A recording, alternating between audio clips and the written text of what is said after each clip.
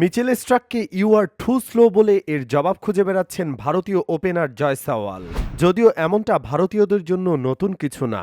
আজ থেকে প্রায় ১১ বছর আগেও আরেকজন ভারতীয় ক্রিকেটার একইভাবে তাতিয়ে দিয়েছিলেন আরেক অস্ট্রেলিয়ান কিংবদন্তিকে।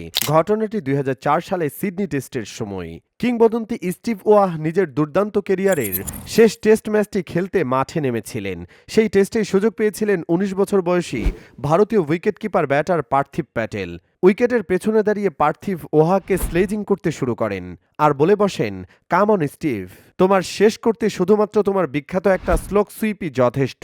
তরুণ পার্থিবের কথা শুনে স্টিভ ওয়াহ পেছনে ঘুরে তাকান এবং শান্তস্বরে তাকে বলেন, শোনো ছেলে, কিছুটা সম্মান করতে শেখো। ১৮ বছর আগে যখন আমার অভিষেক হয়েছিল তখন তুমি ডায়াপার পরে থাকতে। কেবল কথাতেই থেমে যাননি ওয়াহ। কেরিয়ারের বিদায়ী টেস্টে ৮০ রানের দুর্দান্ত ইনিংস খেলে তিনি বুঝিয়ে দিয়েছিলেন আসল বসটা কি। সেদিনের পার্থিব আর আজকের জয়সওয়াল যেন একই সুতোয় গাঁথা।